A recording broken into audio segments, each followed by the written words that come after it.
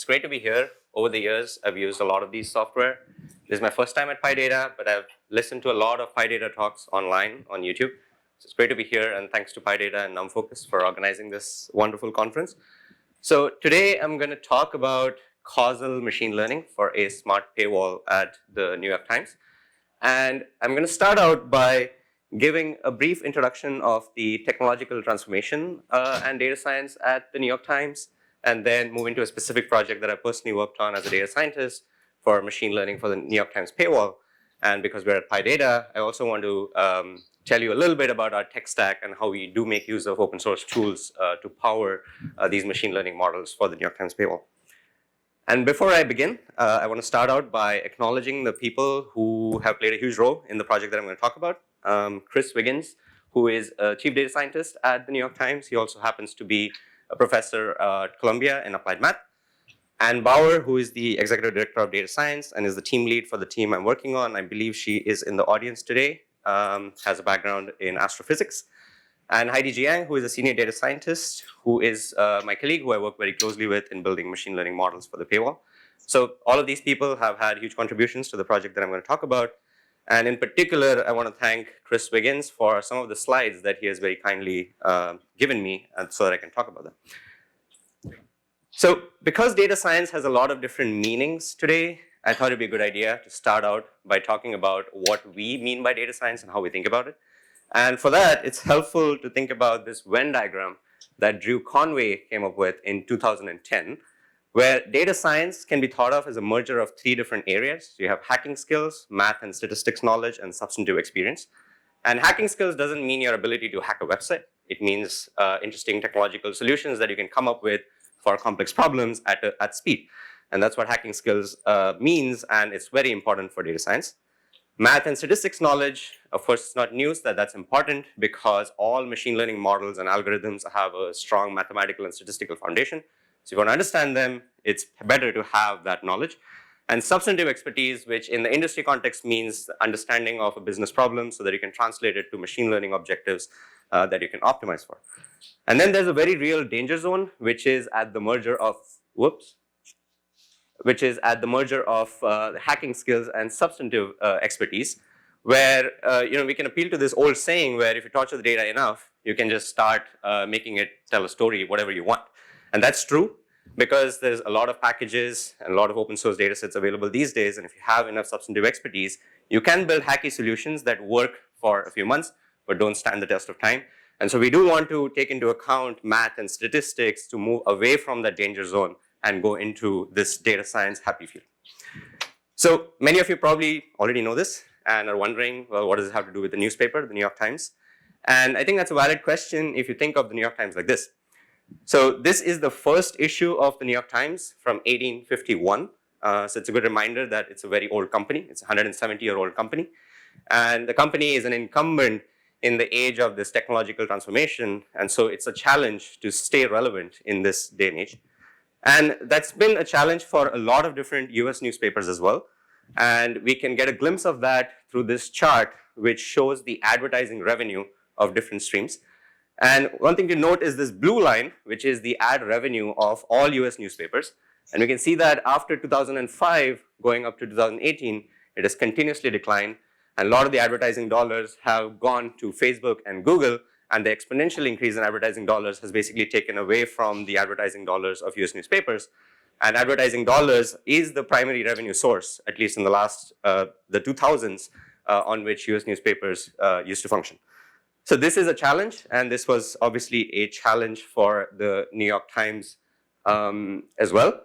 And the New York Times has leveraged innovation and technology a lot to tackle this challenge head on. And an example of this is this 96-page innovation report by the Times in 2014. And you can read all about it because it was an internal report, but it was promptly leaked to BuzzFeed. So you can Google and read a lot about it.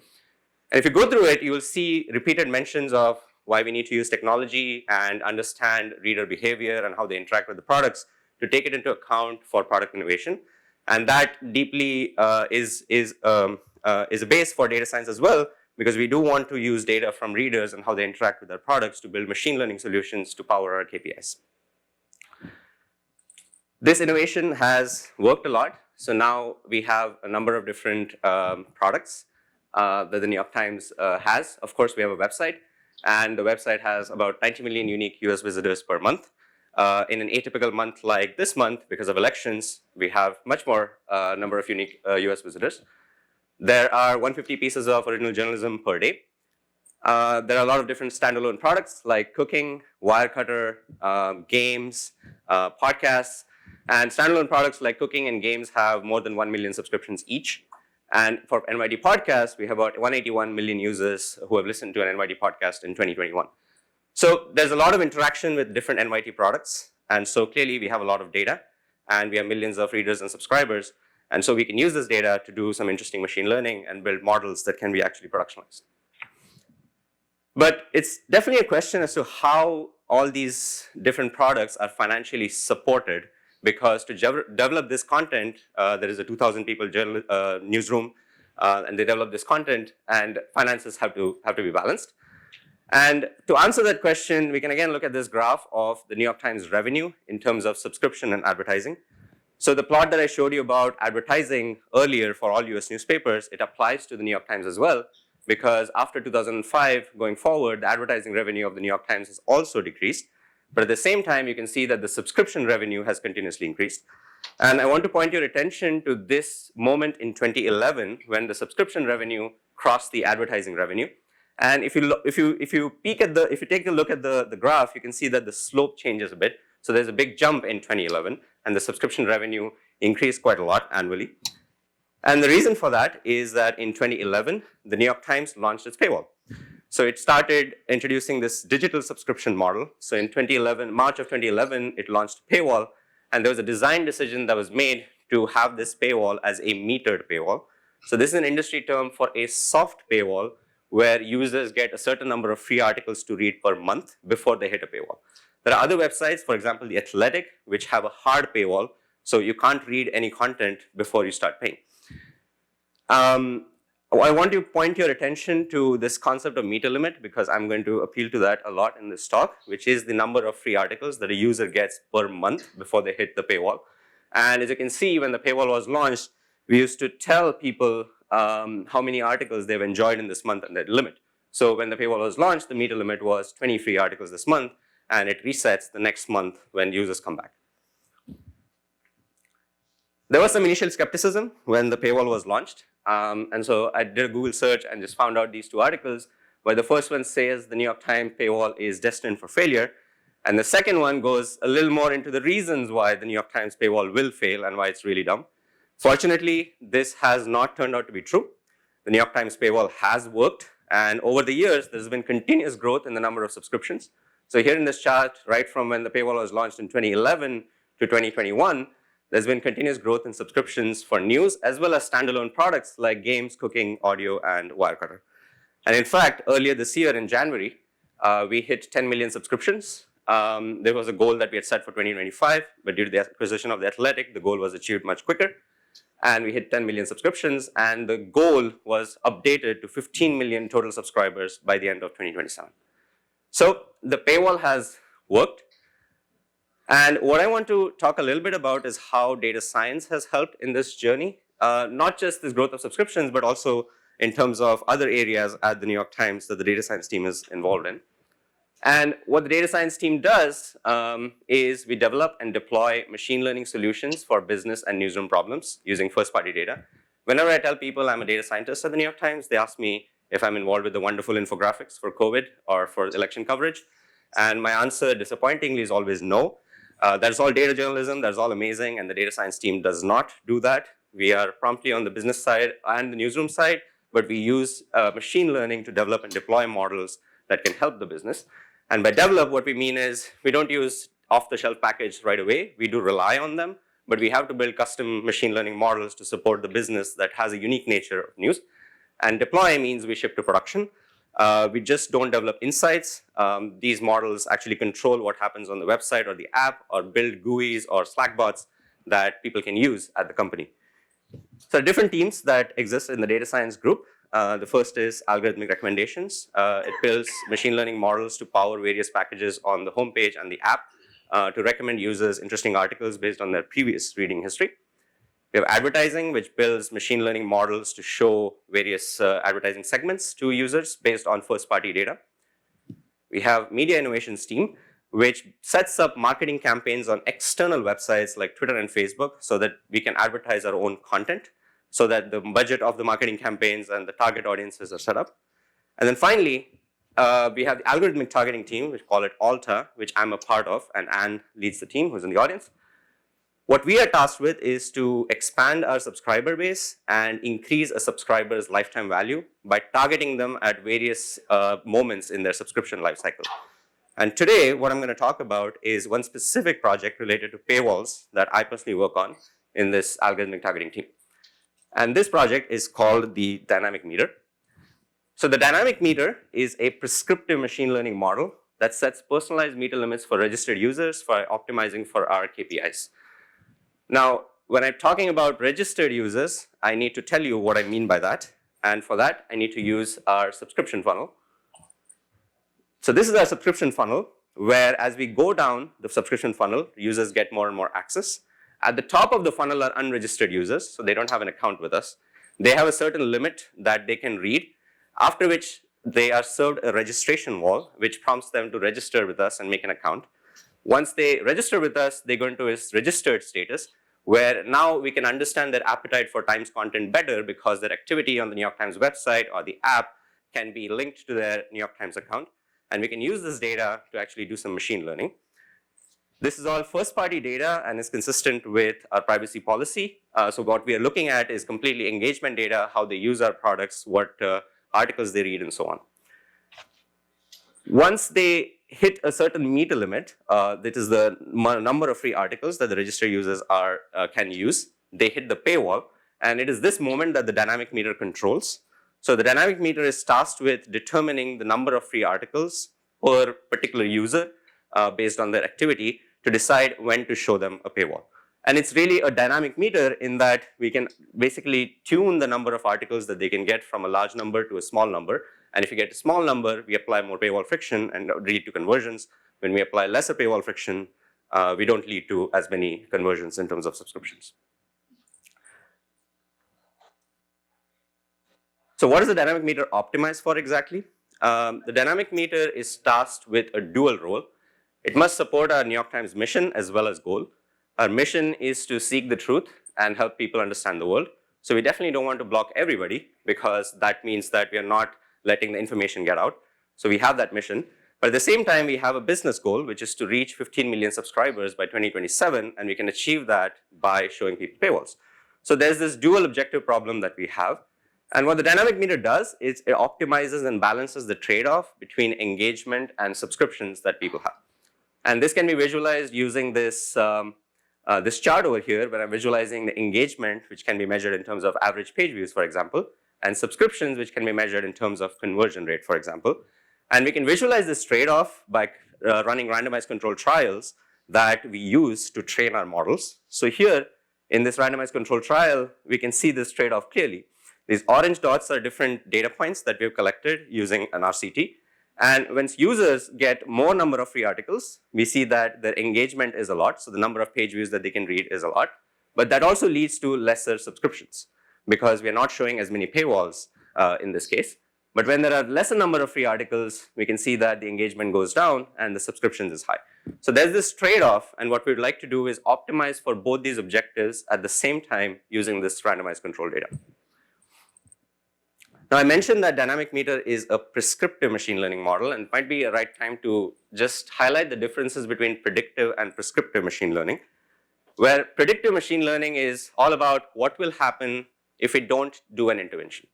So in the New York Times context, one problem could be if we have a user, we know about their past engagement activity on the New York Times website. Can we predict the number of page views that they would have next month? This is a purely predictive problem because the ground truth is known. So if you predict for somebody that they're going to have 20 page views in the next month, and we go to the next month, and the next month actually happens, and they end up having 10 page views, we can compare 10 versus 20 and realize that, well, the model was not great, and there's a big error. Prescriptive machine learning problems are slightly different in that in prescriptive ML, we want to answer the question of what is the best action to maximize a particular outcome. So in the New York Times context, let's say there's a user, they have a past NYT activity, and there are different actions that we can take.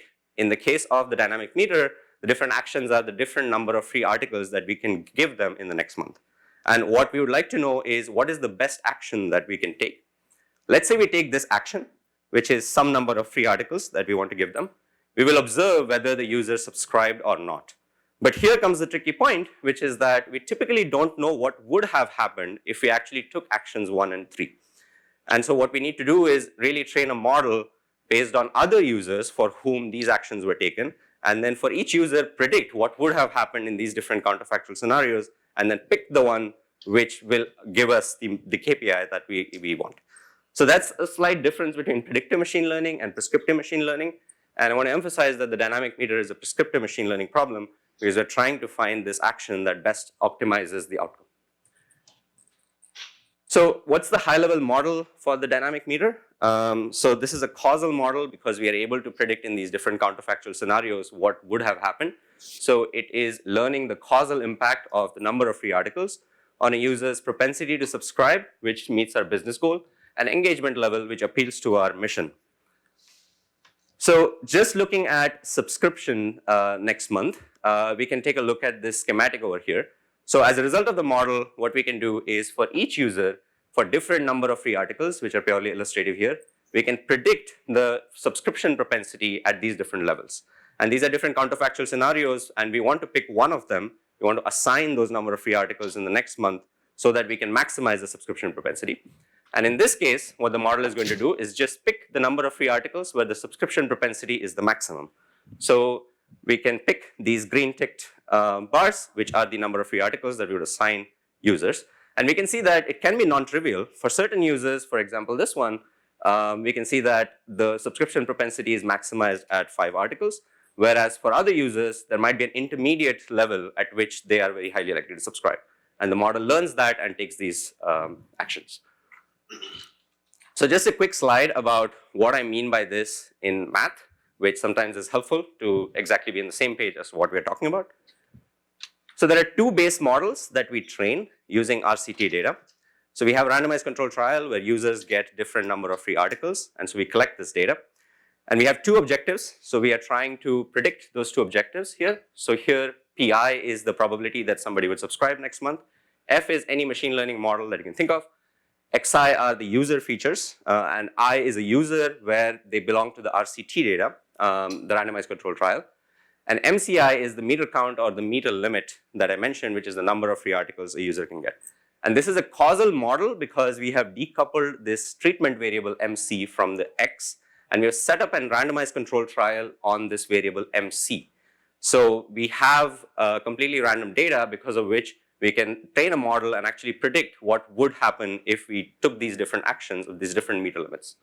And then there's another model, which is the engagement model, which just predicts the number of page views that a certain user will have next month if we give them those number of free articles.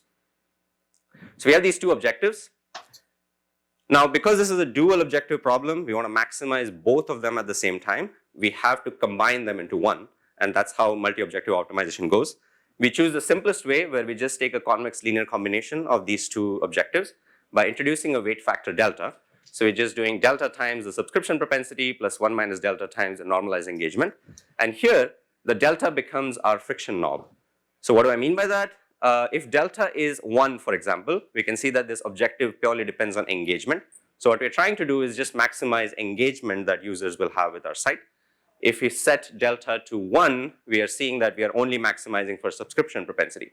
So when we tune this delta, we are going from high engagement to low engagement and low conversions to high conversions. And this is critical for us so that business can decide which level of friction we would like to be. And finally, because this is a prescriptive machine learning problem, we want to assign the meter count or the meter limit for users in the next month. So what we do is we take this combined objective function, oops, sorry about that. We take this combined objective function and we just do an argmax over it. So we know what would be the score of individuals, a given user, in these different scenarios of different meter limits, and we pick the one that maximizes that particular objective. So what do the optimal solutions look like? So this is a reminder of the slide that I already showed you, where we are making the point that dynamic meter optimizes for subscription and engagement, and so there are these 2 axes. And the randomized control trial data looks like this, where if you have more number of free articles, we increase engagement and lower subscriptions. And these are randomized control trial data points. And if you plot the model points on here, they would look like this. So this is what is called a Pareto front in dual objective optimization problems, where every single point on this Pareto front is actually optimal. And we can say that because let's consider a particular orange point, and let's look at a corresponding black point right above it. We can see that for the same conversion rate, the black point is much better in terms of engagement. And similarly, if we compare an orange point with a black point, we can see that for the same engagement level, we have more number of subscriptions. So every single point on this Pareto front is actually optimal, is better than the randomized control trial data that we have. And now it's a question of which point do we want to choose? Which particular location do we want to be in terms of the paywall friction that we would like to design? And that's controlled by this number delta that I showed you earlier. So if delta is very small, we are at this point, so we are getting low subscriptions and high engagement, but still better than random data. And if delta is 1, we're getting high subscriptions and low engagement, but still better than random data. So before we deploy a model, we need to test its performance on previous data. And when in prescriptive machine learning, this is an interesting challenge, and I'll show you why. So what we would like to answer a question is, if we develop a new model, how would the model have performed if we had actually used it in the past? If we had used it 3 months ago in deciding the meter limits for users, how would it have performed? And this is tricky because, of course, we can't go back in time. And if somebody actually got 10 free articles, we can't change and give them 100 free articles and then kind of replay the past. But we can do something clever and interesting where we can look at the randomized control data that we collected from previous months. So in the randomized control trial data, we had these different users who had gotten different number of free articles, such as 5, 20, 50, 100. And a newly developed model we run on the previous data, and it wants to take certain actions. So it wants to give 20, 25, and 50, 20, 100 articles for these different users. So if you look at this green user here, what the model wants to do is give them 20 articles sometime in the past, but they actually got 5 articles. So we can't really know what would have happened if the model actually wanted to give 20 articles in the past. So maybe that's not very useful data. But because we have millions of users in this randomized control trial that we can run, there are actually cases when just by random chance, the number of articles that a user got in the past matches with what the model would have wanted to do. And so this becomes a problem in statistics of survey sampling, where we know deterministically what the model wanted to do. And then there are random probabilities for when this match will occur. And this is a classic problem in survey sampling used for election statistics and so on. And we can use this to estimate the model performance using a technique called inverse probability weighting. So using this technique, we can then generate a curve like this for every single month that we would like to set the number of free articles for different users. And we get a frontier like this, where we are tuning this delta and we're getting these different black points. And which black point we want to choose depends on a conversion rate that the business would like to target. So if we would like to achieve a certain number of subscriptions in the next month, we would choose one particular point, and that would give us a corresponding conversion rate on this axis and engagement on this axis. So how does this look like in a typical month? So this is performance from a typical month. The data points are real, but there are no numbers on these axes. What you can see is the orange points are the randomized control trial data. The green point is the model point, where we did make this decision on where we want to be on this frontier. We decided the value of delta, and then we gave different users different meter limits. And then we observe a performance. And we can see that this green point, the model point, achieves a higher conversion rate for a given engagement level. So it's doing better than random. And there is a lift in our KPI, which is the conversion rate, which is purely the machine learning lift that we get in terms of the extra subscriptions that we are getting out of this model. So to conclude, the dynamic meter assigns personalized meter limits to registered users. A meter limit is the number of free articles that people can get next month before they hit a paywall.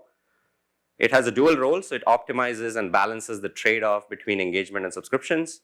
One value addition of this model is that it can adaptively tune the above trade-off based on business guidance. so we can be adaptive to the changing news cycle. And it achieves a lift in conversion rate as compared to a purely random policy at the same engagement level. So that's dynamic meter. And because I'm at PyData, I also want to show you one slide about the tech stack that we use and different open source tools that we use to power this productionalized model. And this is how our tech stack looks. So it's all based on, heavily based on Python. So we use a lot of the different packages that Python community uses for machine learning. So we start at this box over here, where we have custom machine learning models, which are based on various packages. They're hosted on GitHub repos. They are integrated using CI/CD, continuous integration and continuous development via Drone.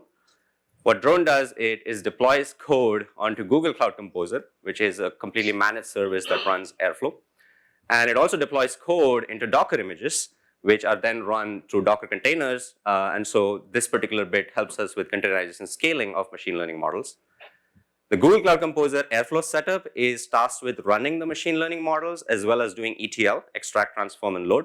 So it interacts with a SQL database that we have in Google BigQuery, where we do store our machine learning related data, but also raw data that we can get from an internal service called Event Tracker, which tracks first-party site activity data.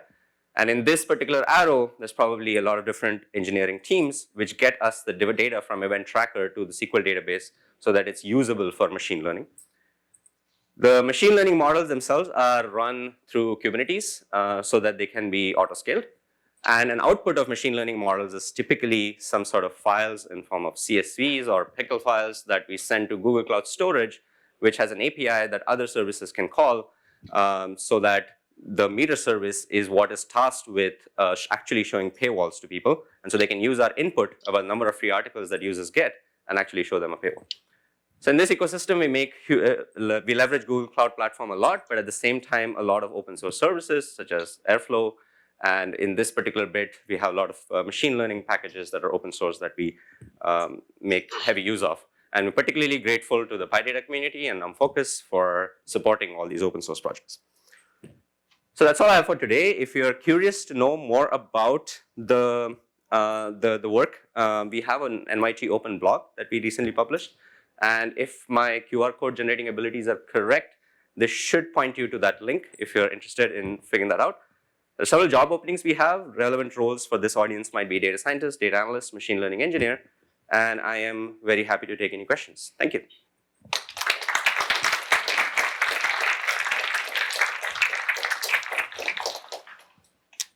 All right, thank you so much, Rohit. I'm going to call on people, but yeah, don't forget to repeat the question. How are you going to I don't know if you are predicting meter rates per user. Right. And I guess I have two related comments. How did you decide that that would be better than predicting one overall rate that would maximize your preferred result rather than per user? And I guess the second point is more just a feeling about fairness of doing one thing for everybody versus individual things that may or may not be accurate or they might be lost. Yeah, no, great questions. So I think the first question is, and I can probably go back to the slide, for example, this one. So the first question is, how did we decide that a personalized meter limit is going to be better than a global meter limit for everybody? And this plot shows that. So all these different orange points are points where everybody in this bucket got a single meter limit. So here in this point, everybody got 20 free articles. In this point, everybody got 100 free articles. And so these are intermediate levels. And what we're trying to do is have a machine learning lift on top of that, because maybe a single meter limit is not good for everybody. And that different people have different appetite for Times content. Some people are maybe very likely subscribers, but they just have never seen a paywall and they would like to support us, but they've never seen a paywall. And for those, we would probably like to show them a paywall so that they can become subscribers for us. And we can see that the personalized problem is better in terms of the KPI, for example, conversion rate, because if you look at this green point, which is the personalized meter limit, it's better than this point where everybody got a global same meter limit in terms of the conversion rate. So what we're able to do is let users read the same number of articles, but actually increase the conversion rate, which is our primary KPI. And then the second question about fairness, I think that's something that we take very seriously. We have 135 million registered users who place trust in us, and we take that seriously. And we have some ethical sort of constraints that we have built in the model. So we don't use any demographic features or psychographic features in this model. It's all about engagement data. It's all about how much you have interacted with our website or app, and that's how these meter limits are decided, and we think that this is fair. And also, this model does not take into account what the users have read. So it's not that we are blocking people based on a particular class of articles that they would like to read. So in that way, we do believe that we have fairness into account. And we also have an algorithmic ethics program inbuilt, which actually evaluates our machine learning models for biases against protected classes. Because we don't include those features directly, but they can indirectly pop in because of correlations in the data. And we would like to evaluate these models, and we have an algorithmics program that we try to run our models through so that we can assess their biases. Hope that answers the question. Yeah. This is really, really interesting, so thank you.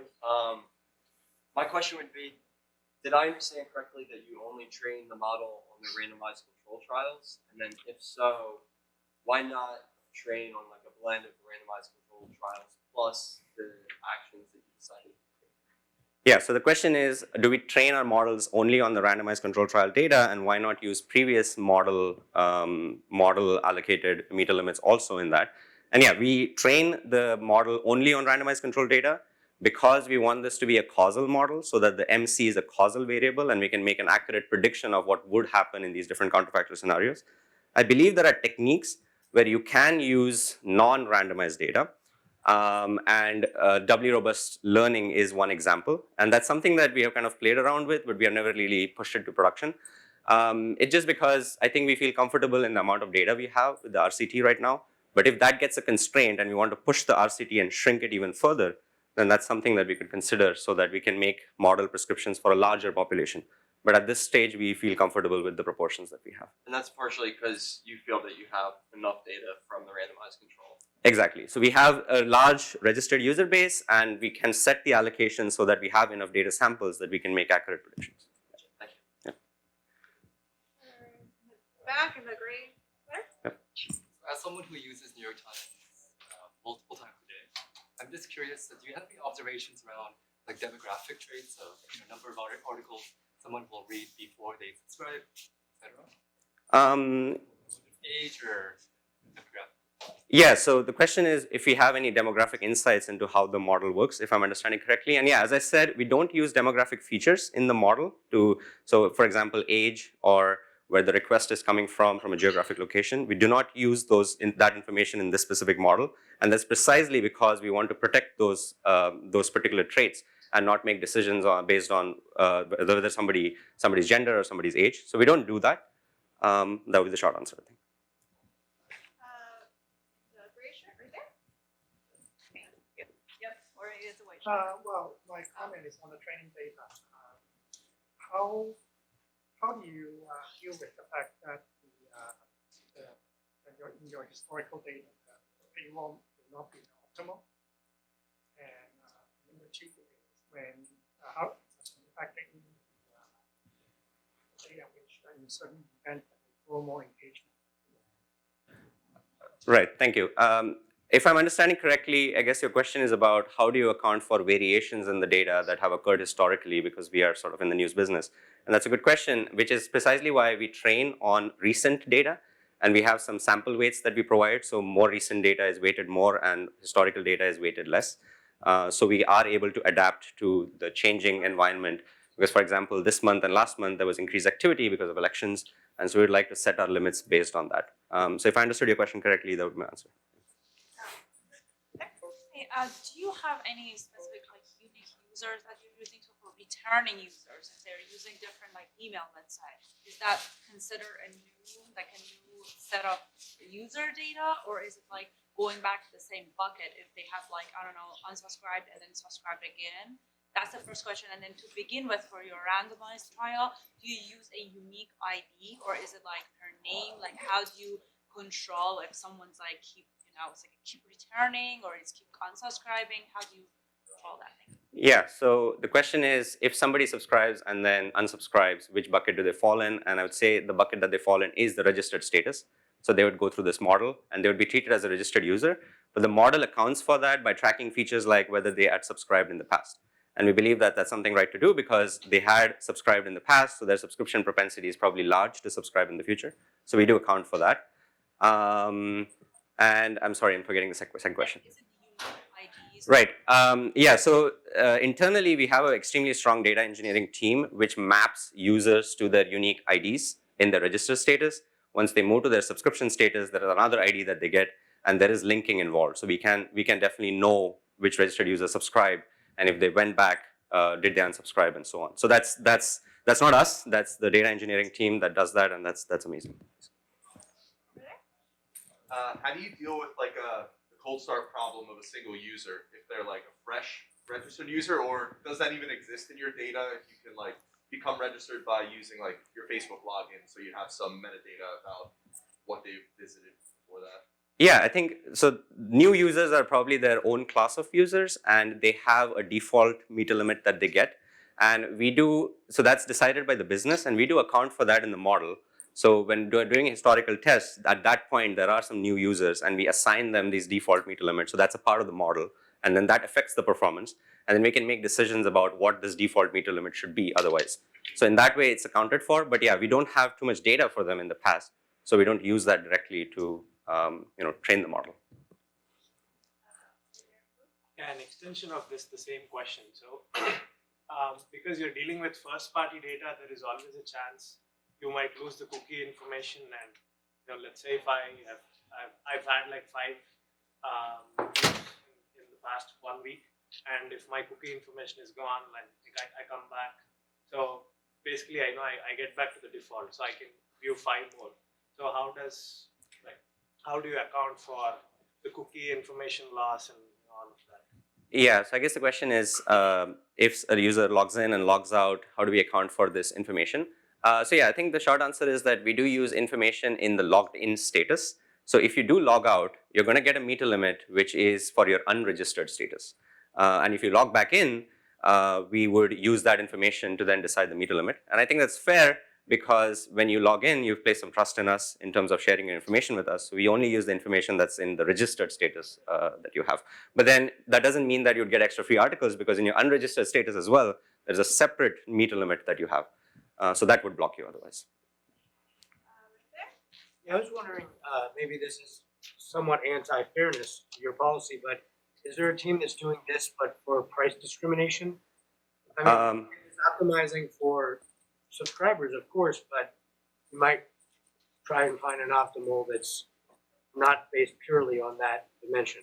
Yeah, so I think that's a good question, and I can't answer that directly, but what I can tell you is that the algorithmic targeting team does think about problems like that, because we are thinking about a subscriber in the entire subscription life cycle, and so that entire subscription funnel. So there are interesting problems in that entire funnel of how to get unregistered people to the registered status, registered people to the subscription status. And of course, when you have subscribers, any business that has a subscription business has to have a churn model to understand when people might churn. So there are these different areas that the algorithmic targeting team is tasked with, but I can't get into the specifics of which models because I personally work on this model. Time for one more. How about you? Yeah, thank you so much. Can you speak some more to, you were talking about doing some like retrospective evaluation, and for those, you are trying to evaluate against some counterfactuals, and you briefly touched on that, but I was wondering what degree of similarity does it have similarity to kind of causal analysis of observational data in the sense of matching and other kinds of techniques? Yeah. I think that there are matching techniques that we could use for this same problem for sure. I think the interesting thing here is that we do have access to randomized data. But you were describing something where you do some retrospective analysis, right? For placing counterfactuals. Let me try to get to that slide. Oh, I think I went the other way. Sorry. Yeah, right here. So if we did not have this past randomized control trial data, then we would make use of those observational causal techniques to actually do matching, because then there would be a probability of a particular user getting a meter limit. And so I think the previous question was about model allocations. And if we include previous model data in this, then we would like to use inverse propensity weighting and things like that. What we do is we use specifically RCT data. So we do have a probability that we know, because we set up the RCT, of when this matching will actually occur. So we already know, we don't have to predict that probability, we just know it exactly. And so in that sense, this is matching, but we actually know the probabilities. Yeah. All right, so that's all we have time for this session. Thank you so much, Rohit. That was really fascinating. Thank you.